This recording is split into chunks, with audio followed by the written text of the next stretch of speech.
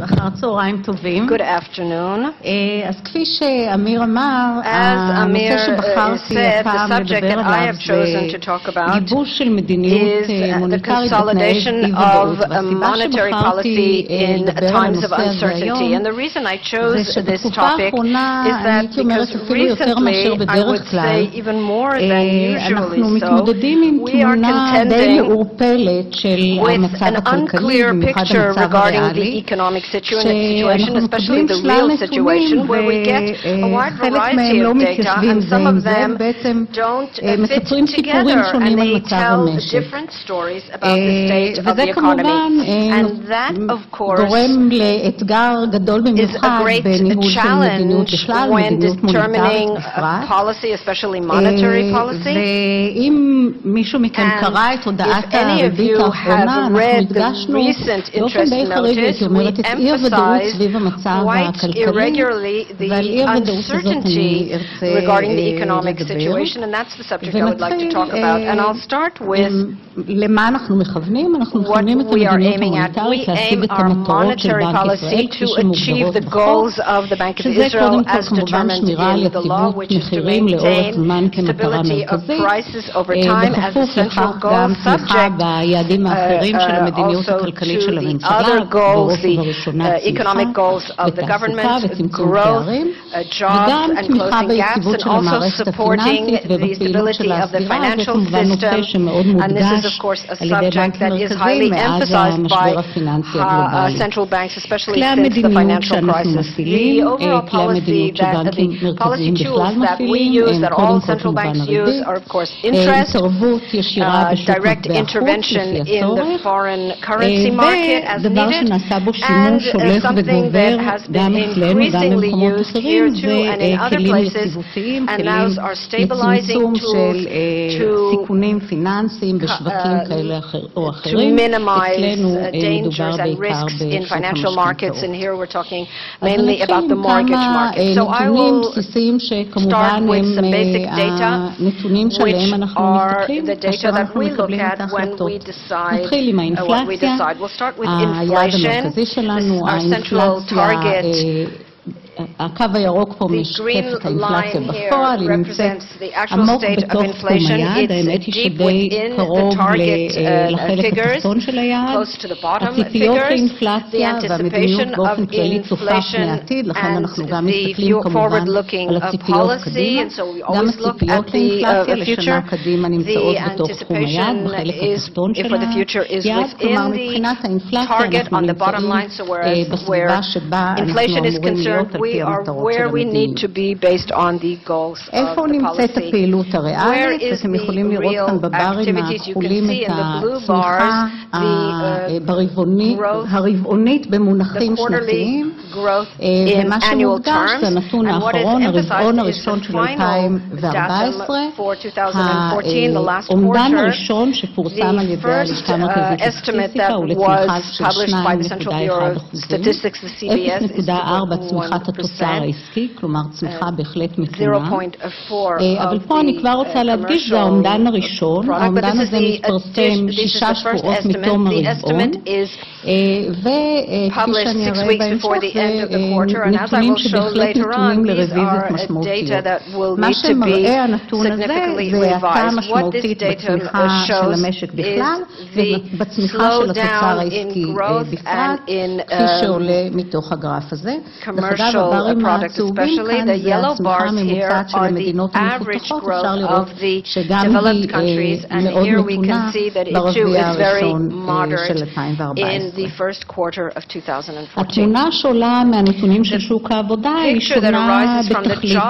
מה שאנחנו רואים זה ירידה בשיעור האבטלה, שיעור האבטלה של גילאי 25 עד 64 ברבעון הראשון היה 5.1%,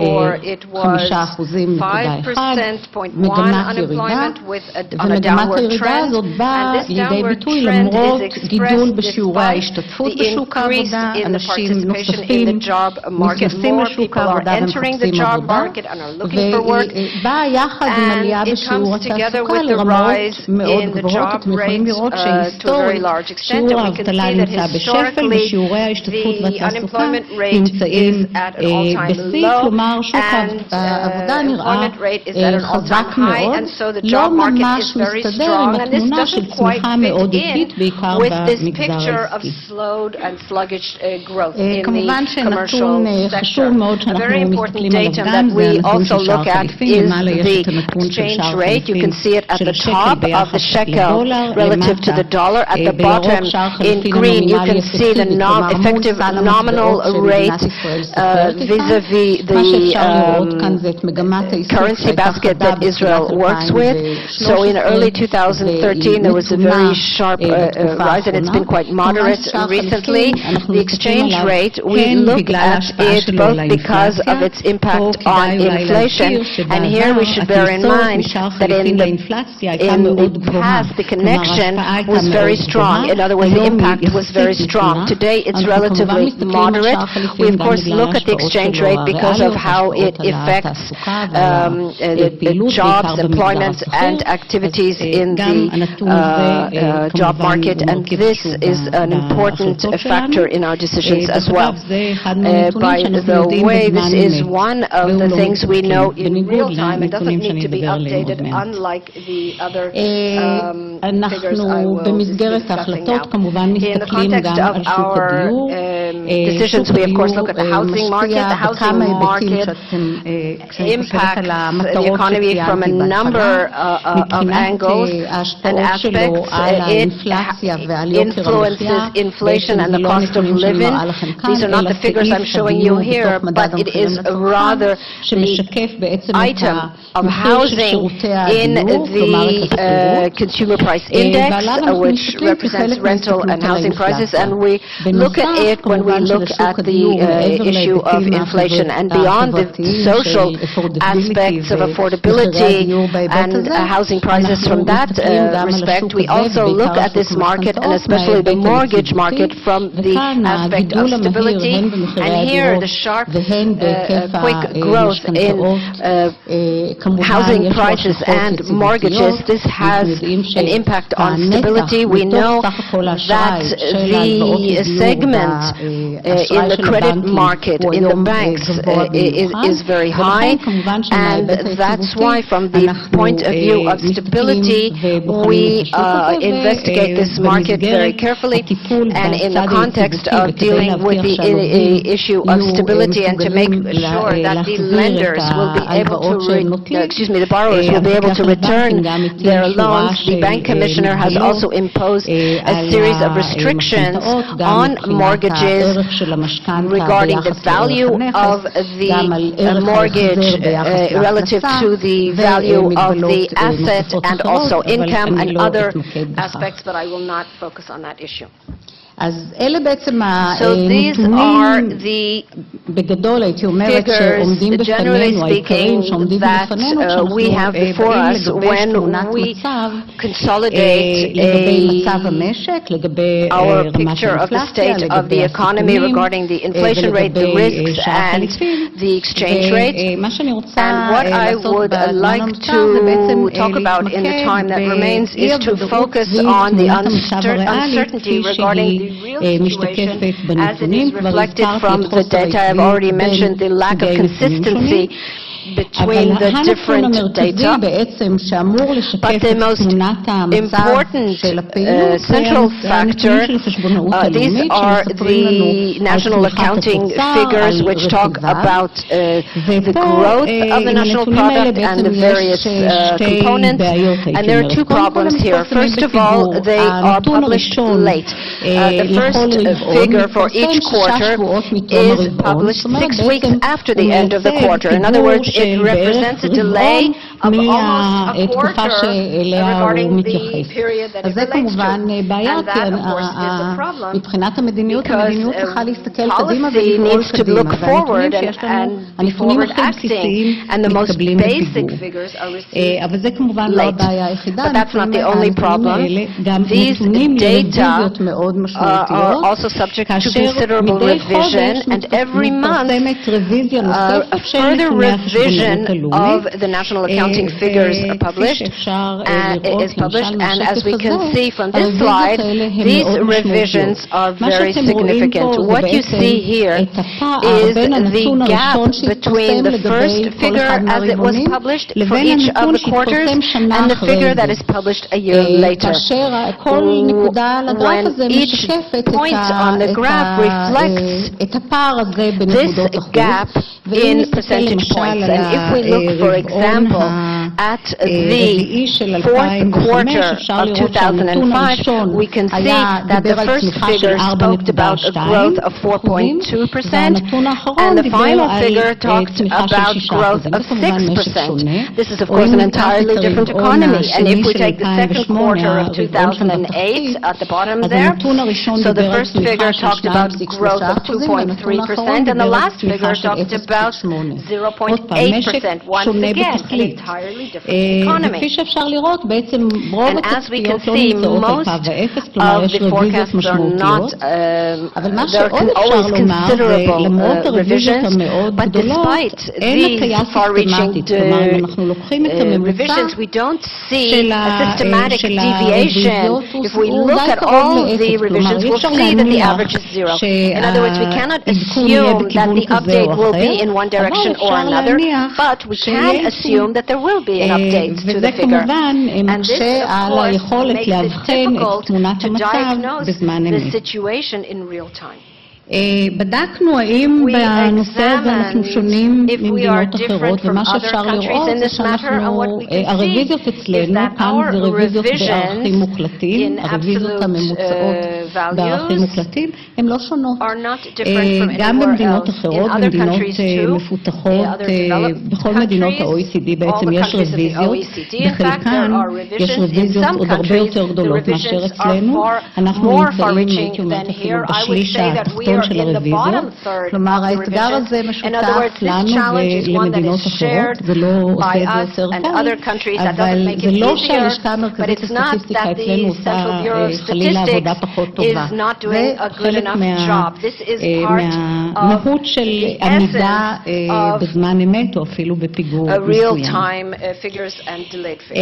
אם אנחנו מסתכלים על הרוויזיות לא רק של התוצר עצמו אלא גם של הרכיבים שלו, וזה בהחלט מעניין אותנו, אפשר לראות שכאן הרוויזיות אפילו יותר גדולות. דרך אגב, הקו האדום כאן מציין את הרוויזיה הממוצעת בישראל, והנקודות מייצגות את מדינות ה-OECD השונות. ומה שאפשר לראות זה שבתוצר הרוויזיות הן הרבה יותר קטנות מאשר ברכיבים של התוצר העסקי.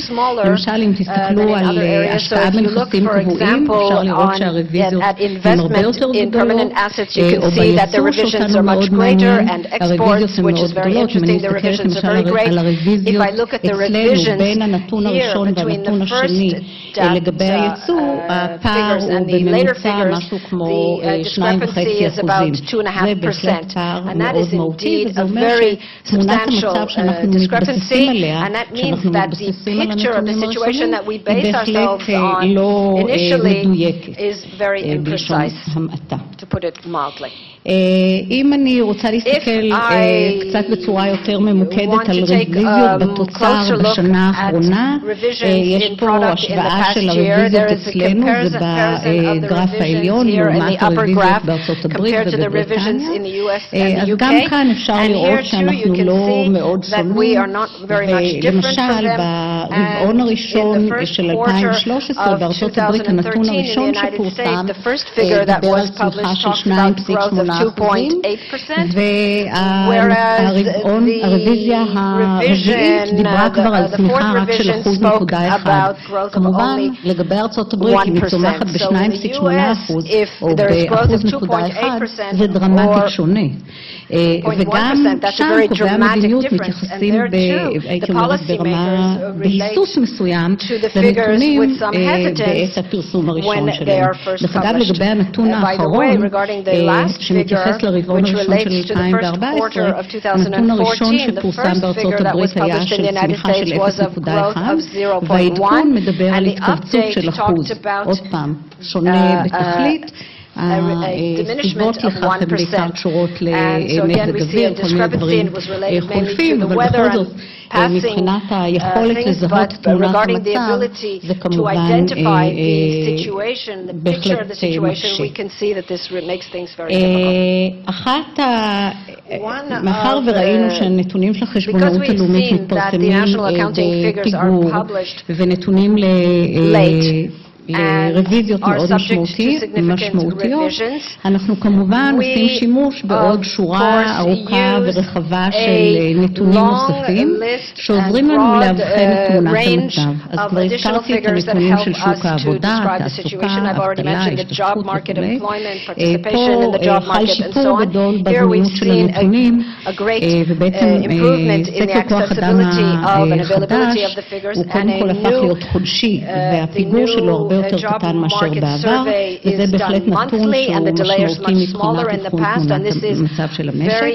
בנוסף, אנחנו משתמשים במדדים שונים כמו מדד הייצור התעשייתי, המדדים של פדיון מסחר ושירותים שהם אינדיקטיביים לצריכה הפרטית, נתוני סחר חוץ שמגיעים בפיגור קטן יחסית, אבל גם הם מתעדכנים בצורה משמעותית, ויש שורה של מדדים סטטיסטיים מנסים להבחן את מצב המשק, כמו למשל המדד המשולב שאנחנו מפרסמים מדי חודש. יש מדדים חדשים שמתבססים על חיפושים בגוגל, וזה כיוון סטטיסטי מתפתח, ונעשו מחקרים על הנושא הזה לגיבוש מדדים יחסית מאוד עדכניים. בנוסף יש שורה רחבה של סקרים שמתייחסים לאמון הצרכנים, גם הם leading indicators לגבי הצריכה הפרטית, ויש גם נתוני מיסים ומס בריאות, שחלקם, בעיקר מס בריאות, מתפרסמים מוקדם יחסית, וגם הם עוזרים לנו להבחן את מצב המשק פחות או יותר בזמן אמת. אולי כדאי לציין פה שיש לא מעט עבודות סטטיסטיות ובנייה של מודלים שמנסים להבחן את תמונת המצב.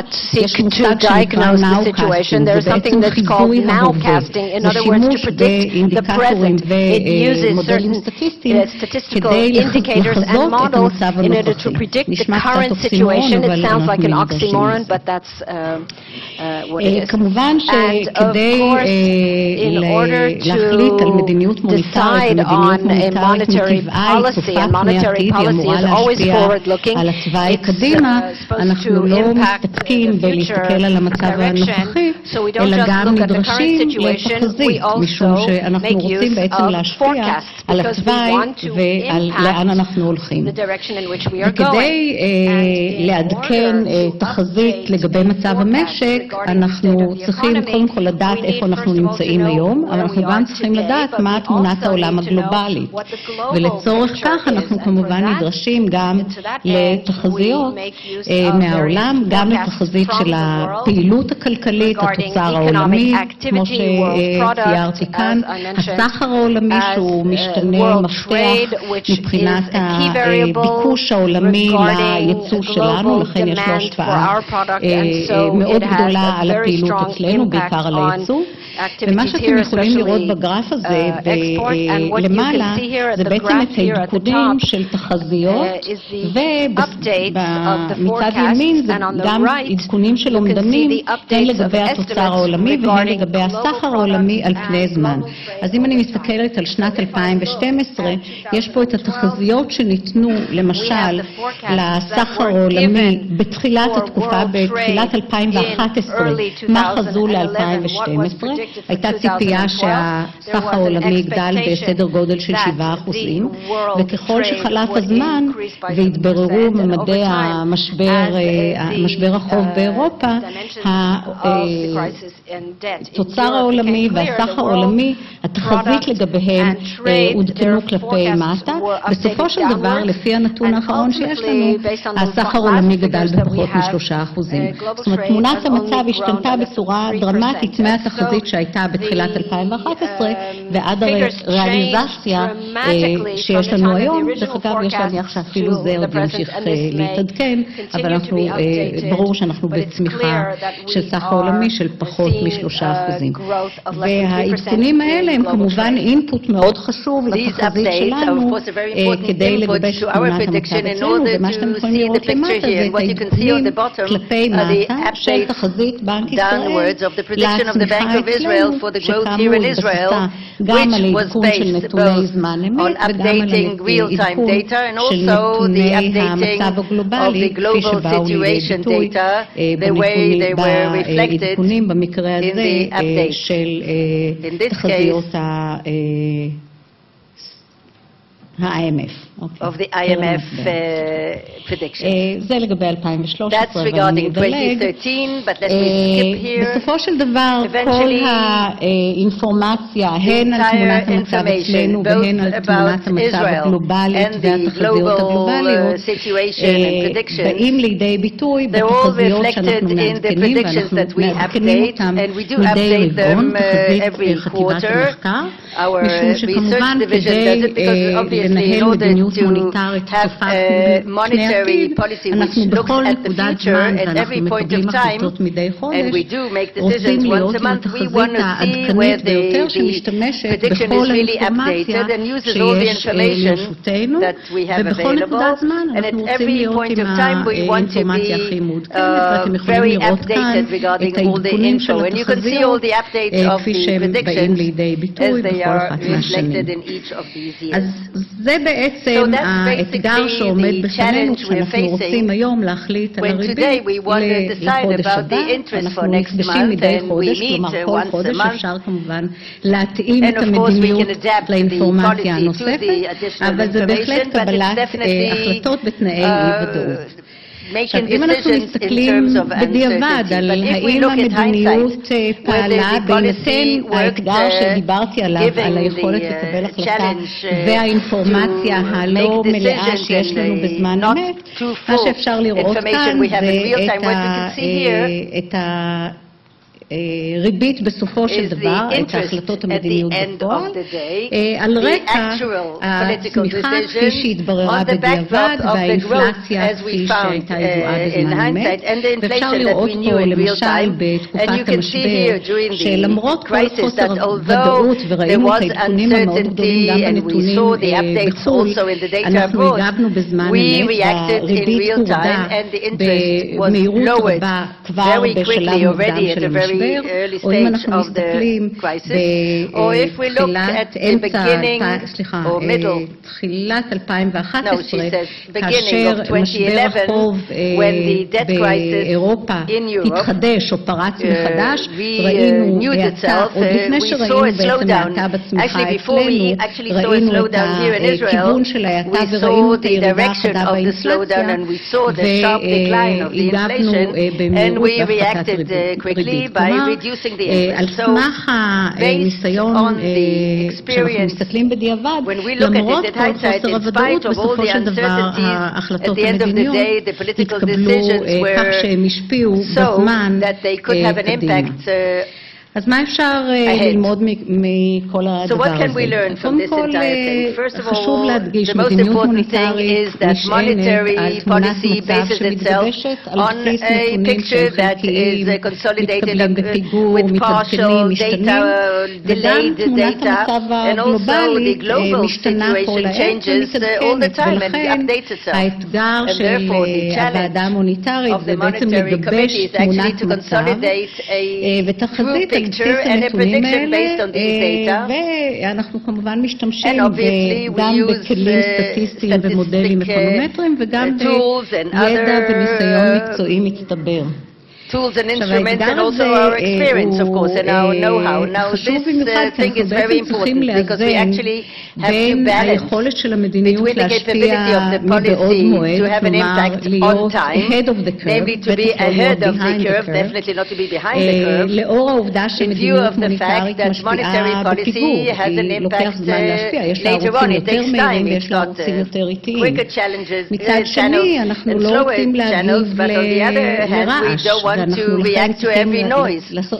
So therefore we have to be proportionate and to try to react and to get the info out of all these noises. This is part of the challenge, and in fact of these challenges, I think that when we look at in hindsight, I see that the tools of